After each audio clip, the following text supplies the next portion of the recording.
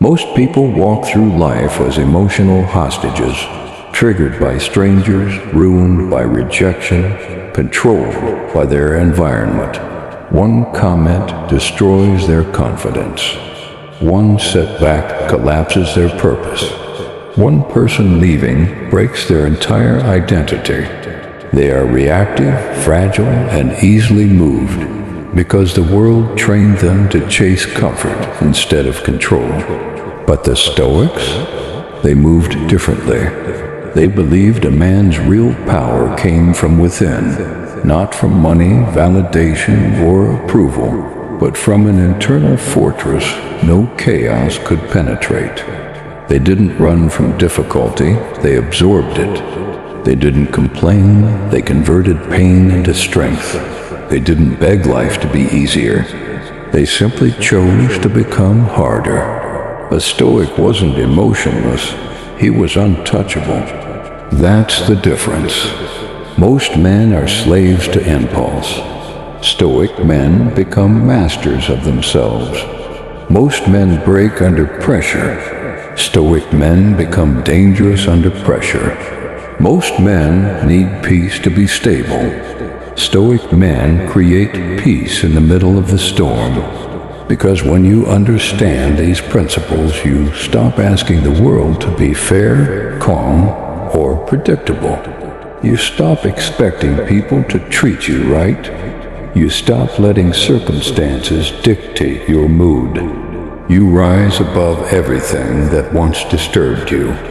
You become the kind of man who can walk through chaos with a still mind. The kind of man who cannot be manipulated. The kind of man who cannot be intimidated. The kind of man who feels everything but is owned by nothing. These are the 8 Stoic principles that turn you into someone the world can't shake, break, or control. Master them, and nothing will ever affect you the same way again. 1. Emotion is a choice, not a prison. Most men think emotions are something that happened to them, as if anger, sadness, jealousy, and fear are uninvited storms that just tear through their minds without permission. But a Stoic knows better. He knows emotion isn't a master, it's a messenger. You can listen to it, but you don't kneel before it. The weak man worships how he feels. If he's happy, he moves. If he's sad, he stops. If he's angry, he destroys everything in front of him. His emotions are his gods, unpredictable, cruel, and easily offended. That's why most people live chaotic lives, because they treat feelings as facts. But emotion is not reality. Emotion is reaction. And when you start treating every emotion as truth, you become enslaved to illusion. The Stoics understood something modern men have forgotten. You can't always control what you feel, but you can always control what you do next. That's power. You may feel fear, but you still act. You may feel doubt, but you still move. You may feel rage, but you still stay silent until it serves you. The difference between a child and a man is not age, it's emotional discipline. Every time you react impulsively, you hand over your authority. Someone insults you, and now they control your mood. Someone leaves you on read, and now they own your peace. Someone rejects you, and suddenly your self-worth collapses. You didn't lose control. You gave it away. The Stoic doesn't suppress emotion.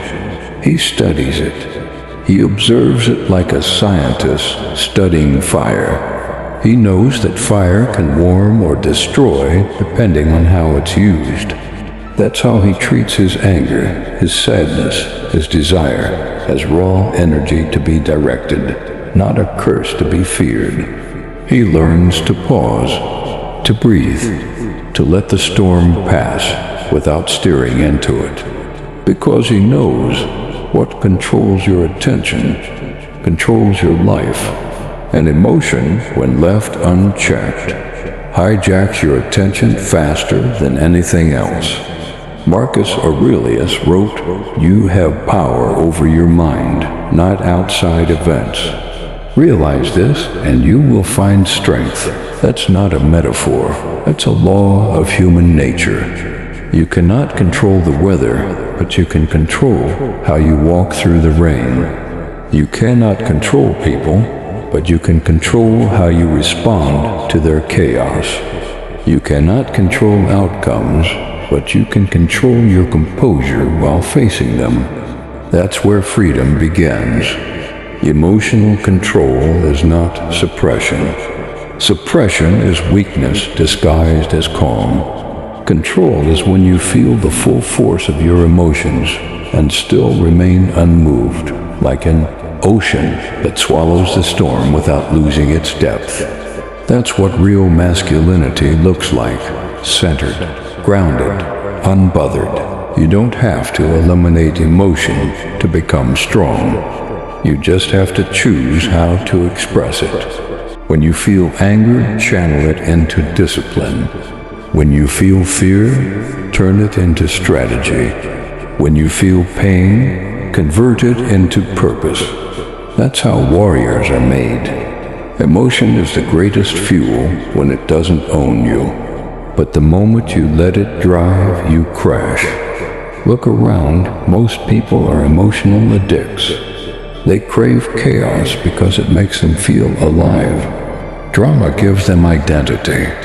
Outrage gives them belonging. They'll pick misery over peace just to feel something. Don't be one of them. Be the man who feels everything, but acts on nothing that isn't useful. Be the man who can walk through provocation and still keep his eyes fixed forward. Be the man who doesn't need validation, revenge, or sympathy to stand firm. Because once you master emotion, you become untouchable. No insult can move you. No rejection can derail you. No storm can break you. The world loses its power over you the moment you stop reacting to it. And that's what the Stoics understood. Emotion is not your master. It's your mirror. It shows you where you are still untrained. So when anger rises, smile. When fear whispers, breathe. When sadness knocks, listen, but don't invite it to stay. The Stoic doesn't run from emotion. He owns it. He controls it. He weaponizes it. Because emotion is a choice, and he always chooses control over chaos. 2. Suffering is a privilege. It hardens you. Most men treat pain like an enemy.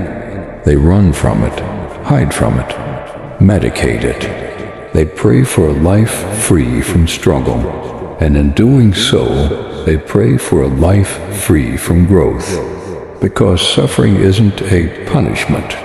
It's initiation. Every great man you've ever admired, every conqueror, philosopher, warrior, or builder was baptized in suffering. Marcus Aurelius lost his children, ruled through plague, and was betrayed by those closest to him. Epictetus was born a slave, beaten so badly, his leg broke for life. Yet from their pain came their power. Why? Because pain is the only thing that reveals who you actually are. You can fake discipline when life is easy. You can fake peace when everyone loves you. You can fake confidence when everything is going your way. But when you're suffering, your mask burns off. You meet your real self, and that's when the forging begins. Weak men avoid discomfort. They choose convenience over challenge and call it peace. But peace without strength is just anesthesia. When you live avoiding pain, you also avoid progress. You stay soft, physically, mentally, spiritually. And softness is the breeding ground of weakness. A Stoic doesn't seek comfort. He seeks control. He knows that a man who fears pain will spend his life serving those who don't. That's why the strong pursue difficulty on purpose. They wake early, they train hard, they delay pleasure, because each act of voluntary hardship is a declaration of power. I am not owned by comfort. Suffering on your own terms makes you immune to the world's chaos. If you've already faced pain willingly, no threat can control you. Pain is the forge. It burns away the unnecessary, the weak, the uncommitted. Think of it like fire and steel. Raw iron is useless until it's scorched, hammered, and cooled 1,000 times. Only then does it become a blade. You are no different. Every betrayal, every loss, every failure you faced was a hammer strike. Every sleepless night, every season of uncertainty, heat. And if you're still standing, still breathing, still pushing, then congratulations. You're being sharpened for something greater. That's why the Stoic doesn't curse the fire. He thanks it, because he knows that without it, he'd never become who he's meant to be. Suffering reveals two types of people, those who collapse and those who evolve. The first ask, why me? The second ask, what now? Pain doesn't care about fairness. It only cares about preparation. It's not here to destroy you. It's here to refine you into something the world can't shake. You see, the goal isn't to escape pain. The goal is to outgrow it, to become so internally fortified that no external storm can move you. That's the Stoic advantage, unbreakable composure born through suffering. Society tells you to avoid pain. Advertisements sell you comfort. Technology removes every form of effort. And the result? A generation allergic to struggle, addicted to ease, terrified of pressure. That's why suffering is a privilege, because most people will never have the courage to face it consciously. They avoid the gym, so they stay weak. They avoid solitude, so they never think. They avoid heartbreak, so they never love deeply. They avoid failure, so they never win big. Every escape from pain is an escape from potential. The Stoic sees suffering differently. He doesn't romanticize it, but he doesn't run from it either. He meets it face to face, calm, observant, calculating. He knows pain is the tuition fee for power. He knows peace is expensive, and the price is discipline. He knows comfort is a drug, and the withdrawal is freedom. He trains his mind daily to be at peace with discomfort until the pain that used to scare him becomes the fire that sustains him. Because there's a strange paradox in suffering. The moment you stop running from it, it stops chasing you. When you walk through pain with your head high, it turns from tormentor to teacher. It starts to serve you. It strengthens your focus, purifies your priorities, and reveals the people who were never real.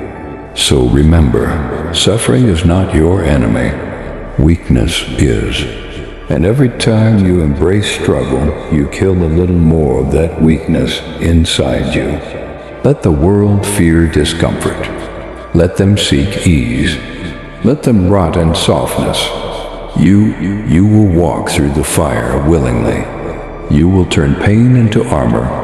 You will harden yourself until nothing external can destroy your internal. Because the Stoic truth is this: pain will visit everyone, but only the wise turn it into power. Suffering isn't your curse, it's your initiation.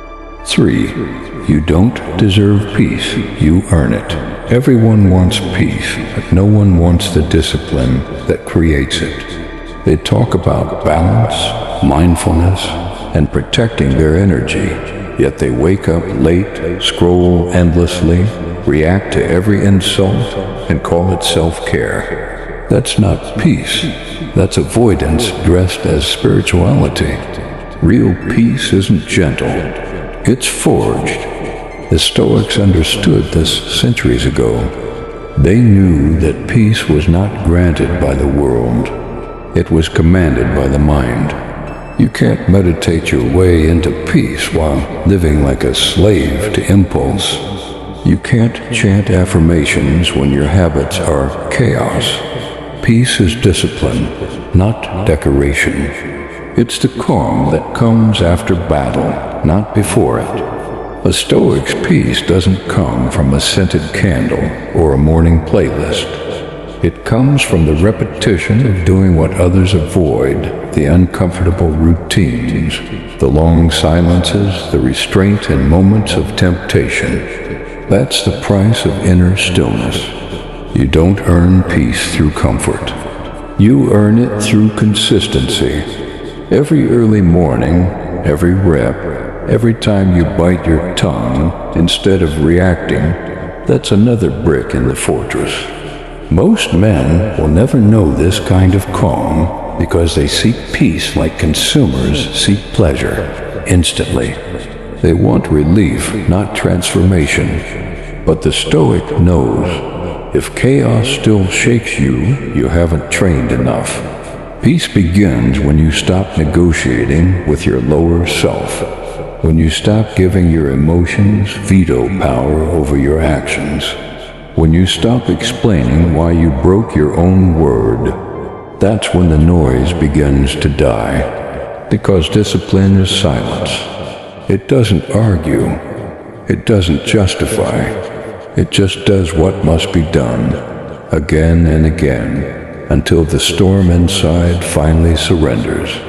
And then one day, you realize you don't have to force calm anymore. You've become it. Look at soldiers. They don't find peace on the couch. They find it in structure. They wake, train, and move with precision, because chaos outside requires order inside. Your life is no different. Every time you commit to a schedule, you weaken chaos. Every time you delay gratification, you strengthen your will. Every time you hold your reaction, you build internal armor. That's why the Stoics trained their minds daily, because they knew peace wasn't a weekend retreat. It was a way of being. People think they'll feel calm once life gets easier. The Stoic knows life never does, so he doesn't wait. He builds stillness in motion, calm in crisis, focus in noise, strength in uncertainty. He understands that outer chaos will always exist. The only variable is his response. That's the essence of Stoic peace. Control what you can, accept what you can't, and never confuse the two. Peace isn't gifted to the emotional or the lazy. It's the trophy given to the disciplined, those who train their impulses into obedience. That's why Marcus Aurelius could write calmly in the middle of war. That's why Epictetus could speak wisdom after slavery. That's why Seneca could meditate on death without panic. They had earned peace. They didn't demand the world to be fair or soft. They mastered themselves until fairness didn't matter. So if you want peace, stop searching for it. Build it. Wake early. Stay consistent. Guard your focus like a fortress. Detach from gossip, noise, and meaningless desires. Every small act of control adds up, until one day you stand in the same chaos that used to break you, and nothing moves you anymore. That's peace. Not absence of war, but victory within it. Most men want peace without pressure, but peace is pressure mastered. It's the still mind under fire. It's the quiet confidence of a man who knows he cannot be moved.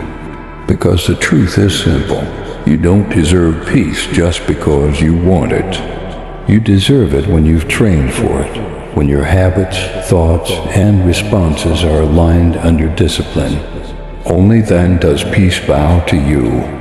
Until then, the chaos will keep testing your claim to it. So keep training, keep controlling, keep sharpening your mind, because peace isn't your right, it's your reward. 4. No one owes you respect, not even life. Modern men crave recognition like oxygen. They need someone to clap, validate, or say, "I see you." And when they don't get it, they collapse, bitter, angry, lost. That's the disease of entitlement. It convinces you that because you worked hard, the world owes you reward. Because you were loyal, people owe you loyalty. Because you were kind, life owes you mercy. But the Stoic laughs at that illusion. He expects nothing, not fairness, not praise, not luck. He moves because movement itself is his duty. He does what's right, not because it will be noticed, but because it defines who he is. That's what makes him free. If no one owes you anything, nothing can be taken from you. The moment you start believing you deserve something, you've already surrendered your peace to disappointment. Life isn't a contract. There are no guaranteed outcomes, only consequences. You reap what you train for, and even then, the harvest isn't promised. Epictetus said, "Don't hope that events will turn out the way you want them to. Welcome them in whatever way they happen." Translation: stop demanding comfort from a universe that never agreed to give it to you. You can control your preparation, not the prize. You can control your effort, not people's reactions. You can control your mind. Everything else is noise. Respect is earned, not owed. And even when earned, it can vanish without reason. That's why a Stoic roots his worth internally. He doesn't chase reputation. He builds character. Reputation lives in the mouths of others. Character lives in your bloodstream. If you base your self-respect on external respect, you've given strangers veto power over your identity. Entitlement kills warriors. It makes you fragile. The moment you believe life isn't fair, you're already whining instead of adapting. Fairness isn't real, balance is. For every man blessed with ease, another is built through suffering. Which one would you rather be? The Stoic accepts the imbalance. He doesn't waste energy cursing reality. He studies it, adjusts, and keeps moving. He knows that life is indifferent. It doesn't care about your feelings, your plans, or your potential. And strangely, that indifference is what makes life pure, because it means everything you gain, you earned. Respect from others is unstable currency. One day they cheer, the next day they crucify. Marcus Aurelius ruled the mightiest empire on earth, and still reminded himself daily, fame is vapor. He understood that public approval is just wind. It shifts to direction the moment it pleases. So he focused on mastery, not applause.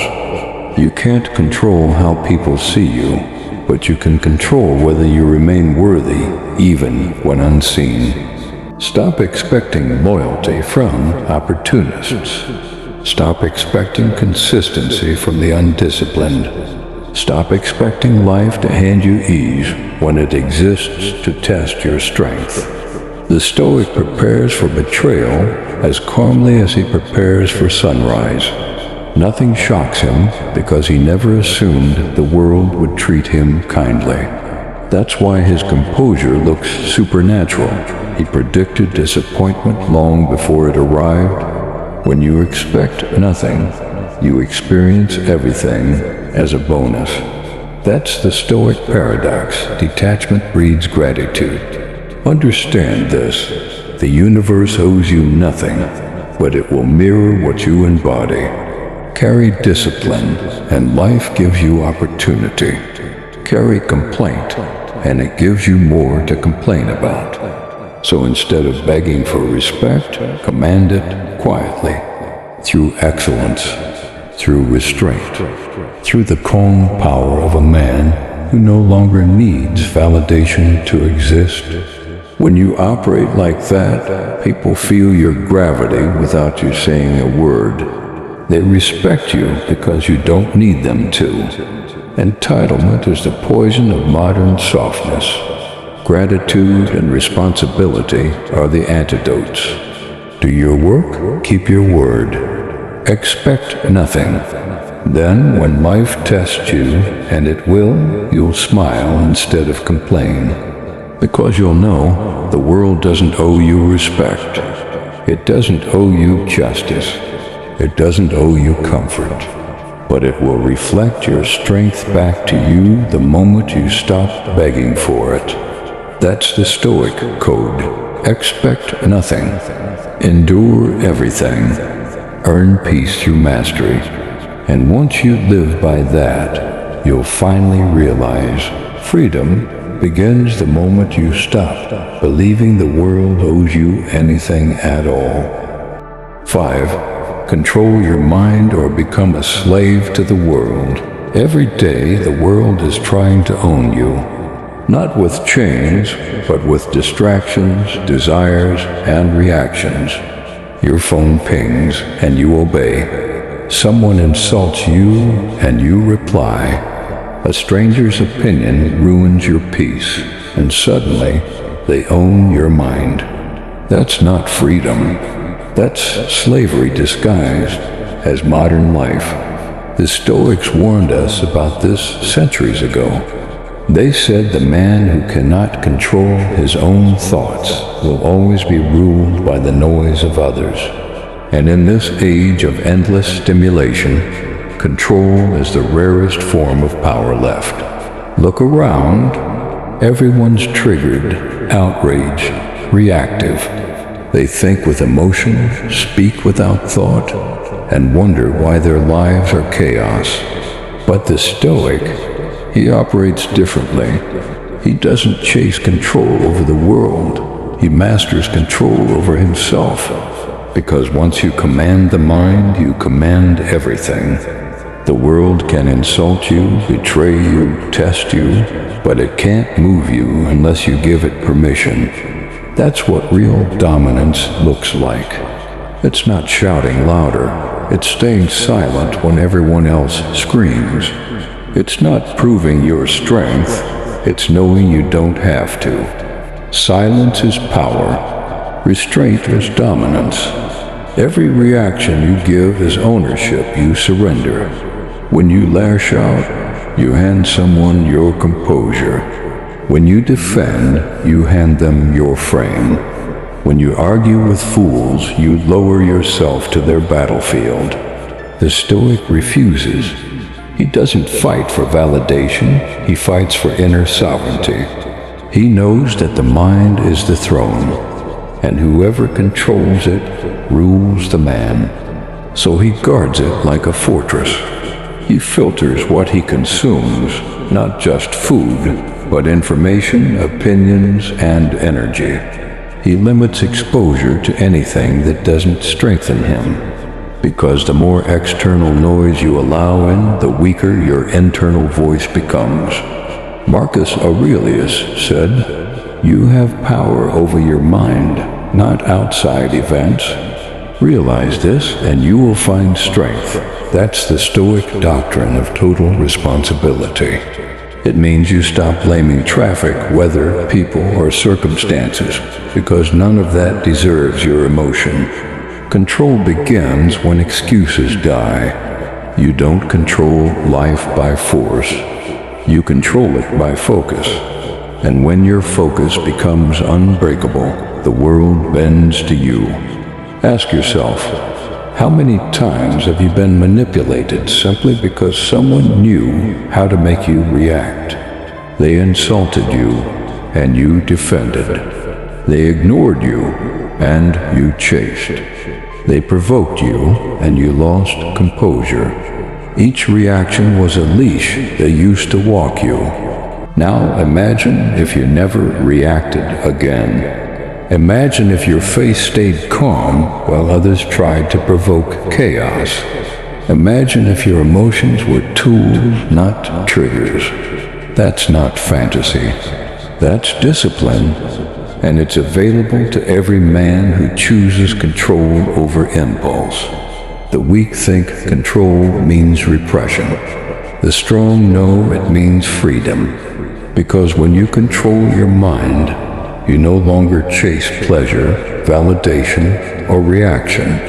You stop being a puppet. You stop being predictable. You stop being easy to control. That's what terrifies manipulators, a calm man. You can't provoke him. You can't read him. You can't move him. He's unshakable because he's untouchable, and he's untouchable because he governs himself. The Stoic mind is like still water. It reflects everything, but absorbs nothing. That's what you must become. When people talk, listen, but don't absorb. When chaos erupts, observe, but don't flinch. When temptation calls, feel it, but don't move until logic commands. That's self-mastery. That's control. And it's rare. Most men are slaves to dopamine. You'll recognize them by their inconsistency, their drama, their lack of silence. They cannot be trusted, not because they're evil, but because they're ruled. The Stoic, however, is consistent. He's stable. He's not the loudest in the room. He's the one everyone subconsciously looks to for calm when things fall apart. That's leadership. That's power. You can't own anything, not money, not success, not status, until you own your mind first. Because until then, the world owns you. So discipline your thoughts. Guard your attention. Stop reacting.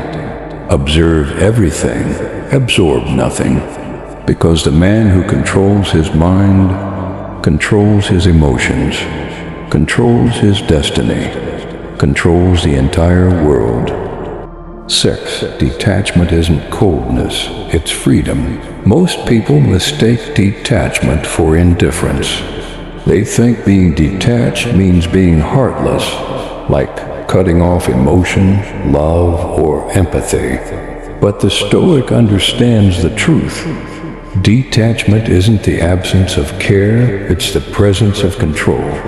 Detachment means you can hold something close without clinging to it. You can love without possession. You can give without expecting. You can lose without collapsing. That's not coldness. That's freedom. Attachment breeds weakness.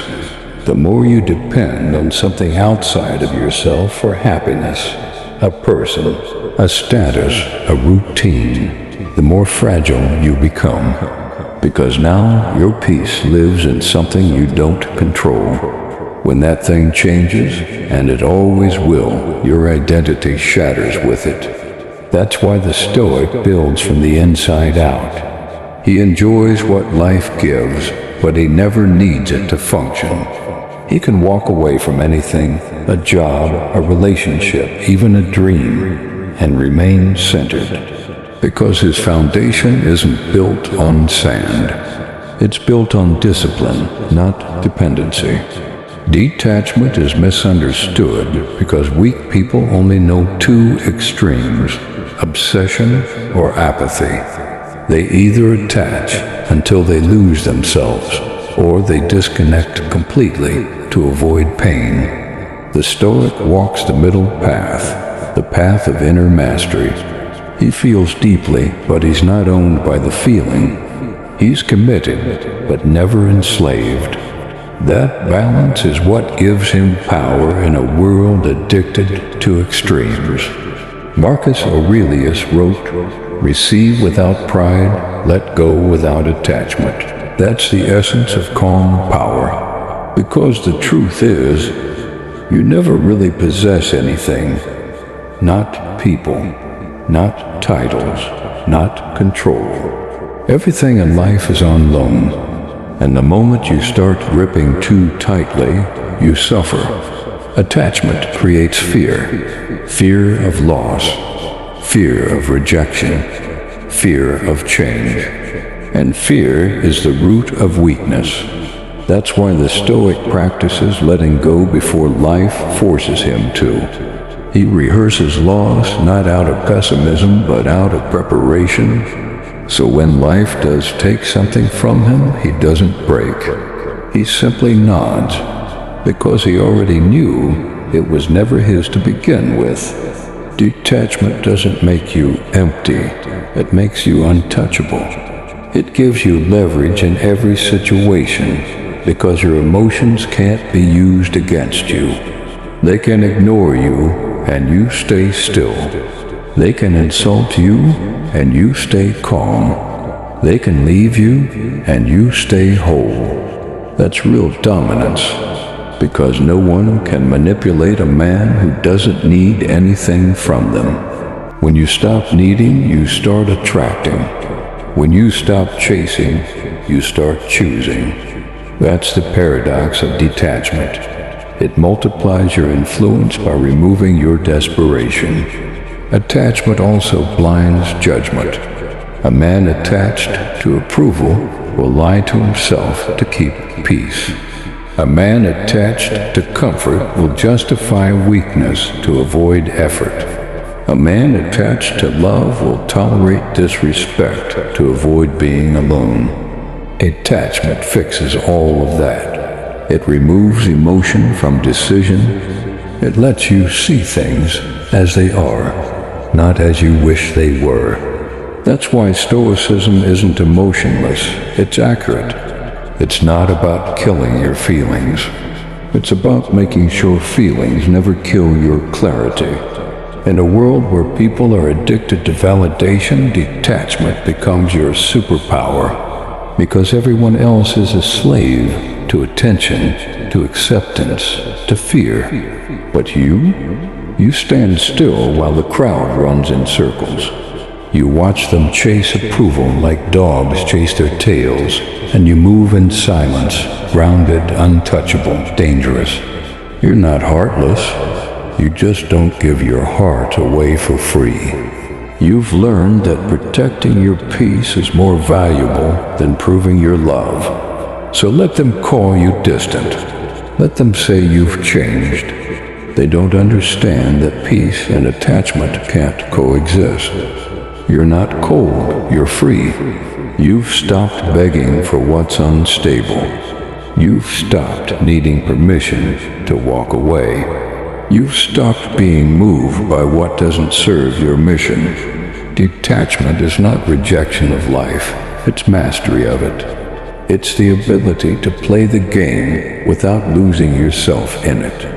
And when you reach that level, when nothing owns you, nothing can break you. 7. Your pain is your responsibility, no excuses. No one is coming to save you, not your friends. Not your parents, not the world. Every man must one day face the mirror and realize you are both the problem and the solution. Pain is not unfair. It's feedback. It's the universe saying, wake up, evolve, adapt. But instead of listening, most people run into distraction, into blame, into softness. The Stoic refuses. He doesn't waste time pointing fingers. He studies the wound until he understands the lesson hidden inside it. Pain is raw energy. It's neutral until you decide what to do with it. You can drown in it, or you can forge yourself in it. The difference is ownership. Victims externalize pain. They hurt me. warriors internalize it. They trained me.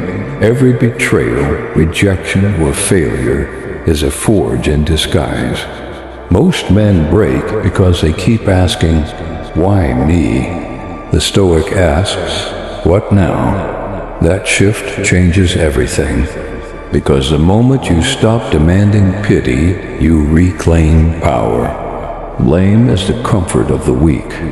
It's the illusion that you're innocent when in truth you simply refused to grow. The Stoic doesn't care who caused the pain. He only asks, what is this pain revealing about me? Maybe it's showing your dependence on others. Maybe it's showing your lack of discipline. Maybe it's showing the lies you've been telling yourself.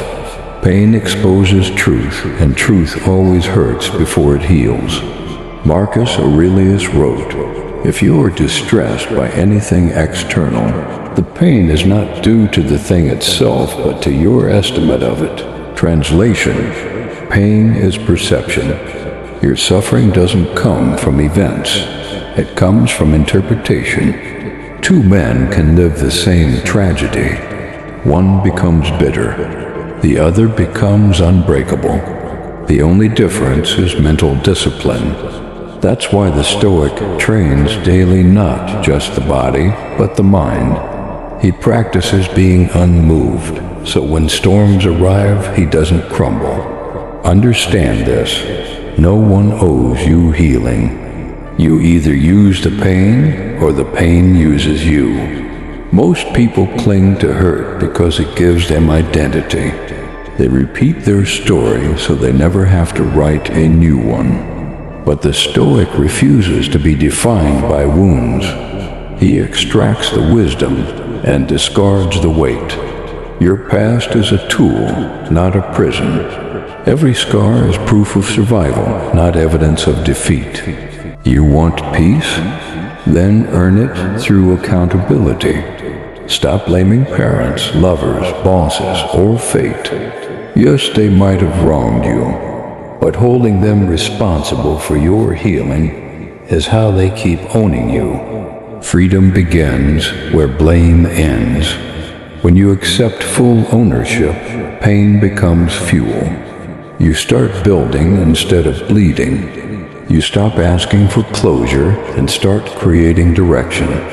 You realize that no one can truly hurt you unless you give them the authority to. And you revoke that authority by taking responsibility. The Stoic doesn't numb pain, he refines it. He channels it into purpose. He turns heartbreak into hunger, betrayal into boundaries, and loss into laser focus. Because once you decide that pain is your ally, suffering becomes a choice. You stop seeing tragedy as punishment and start seeing it as preparation. That mindset is what separates warriors from the wounded. Pain is permanent in life, but suffering is optional. You can let it rot you, or you can let it reveal you. You can let it drown you, or you can let it drive you. The Stoic chooses the latter. He walks through fire until he becomes fire. He doesn't pray for lighter burdens, he trains for stronger shoulders. So remember this, no one is coming. No one's obligated to understand you. No one owes you peace. The world will not stop being cruel, so you must stop being fragile. Every time pain visits, ask yourself, what is this trying to teach me? And then learn quickly, ruthlessly, completely. Because the man who owns his pain owns his power. And once you take responsibility for both, you become untouchable. 8. Death is your greatest teacher, not your fear. Modern society hides death. We bury it under distractions, filters, and false immortality. But the Stoic faces it head-on, not to despair, but to wake up, because only the man who remembers death truly lives. Every sunrise is a countdown. Every breath is one closer to your last. You can deny that truth, or you can use it as fuel. The ordinary man avoids thoughts of dying. He calls it morbid. The Stoic calls it clarity. He knows that to ignore death is to waste life, and to face it is to strip away every illusion that keeps you average. Memento mori, remember you must die, not as a curse, but as command. When you remember you're mortal, ego dies. You stop chasing validation because no compliment can outlive your coffin. You stop procrastinating because time is a thief that never misses.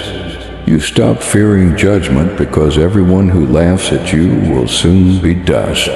Death levels every man. The Stoic simply chooses to live leveled now. Think about the hours you've thrown away, scrolling, complaining, waiting, all because you thought you had more time. The man who fears death delays living. The man who accepts it begins immediately. That's why the Stoic doesn't waste minutes. He weaponizes them. He speaks truth today. He trains today. He forgives, builds, creates today. Because tomorrow isn't promised, and pretending it keeps you soft. Marcus Aurelius wrote, "You could leave life right now." Let that determine what you do, say, and think.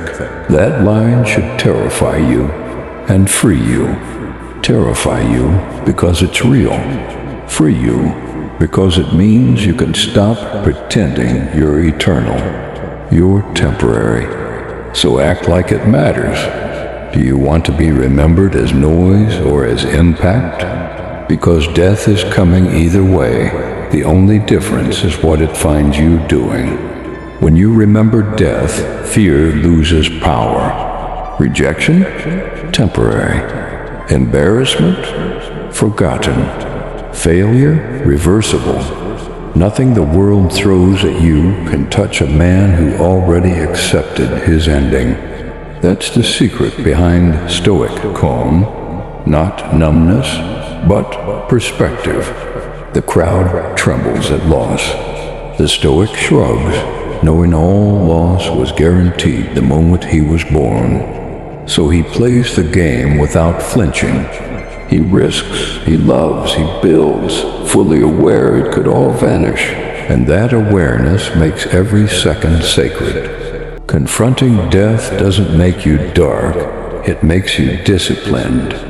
It teaches urgency without panic, gratitude without greed, purpose without vanity. The man who forgets death wastes time proving himself.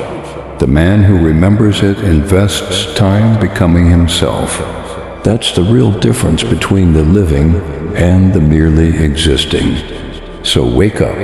You're not running out of time someday. You're running out of time now. Your body is aging. Your chances are shrinking. And the universe owes you nothing more. But that's the gift. Because knowing it ends forces you to start. To move. To speak. To become. Death doesn't steal meaning. It creates it. Without endings, life would have no urgency, no beauty, no weight. The Stoic smiles at death because he's already learned from it. He's not waiting for permission to live deliberately. He's already writing the legacy his funeral will read. So stop fearing the inevitable. Use it. Every time you hesitate, whisper memento mori. Every time you doubt, remember, you're already dying, so what's left to fear? You can't bargain with time. You can only honor it. So live ruthlessly aware, painfully present, completely alive. Because when death finally comes, it should find nothing left to take. In the end, Stoicism isn't about being emotionless. It's about being unbreakable. It's not about silence for its own sake. It's silence with purpose, control with clarity, power without noise. Because life will never get easier. People will betray you. plans will fail. The world will test your patience, your peace, and your pride every single day. But the Stoic doesn't flinch. He accepts everything, resists nothing, and commands himself. He doesn't chase comfort. He chases mastery. He doesn't demand fairness. He demands strength. That's what separates the crowd from the calm. Most people react. The Stoic responds. Most people drown in chaos. The Stoic walks through it, steady, centered, lethal. Remember this. Control your mind and you control your world. Detach from outcome and nothing owns you. Embrace pain and nothing weakens you. Remember death and nothing frightens you. This is what it means to be untouchable, to be still in a storm, to be powerful in silence, to move through life like a weapon sharpened by peace. So start today. Train your thoughts like a warrior trains his sword. Observe without reacting. Discipline your mind until even chaos obeys you. Because the world doesn't belong to the strongest or the loudest. It belongs to the man who cannot be moved. If this resonated with you, share your thoughts below. Tell me, which Stoic truth hit you hardest? And if you're ready to build that calm, dangerous kind of strength, subscribe and step fully into the mindset of the modern Stoic. Welcome to the clan of the unmoved.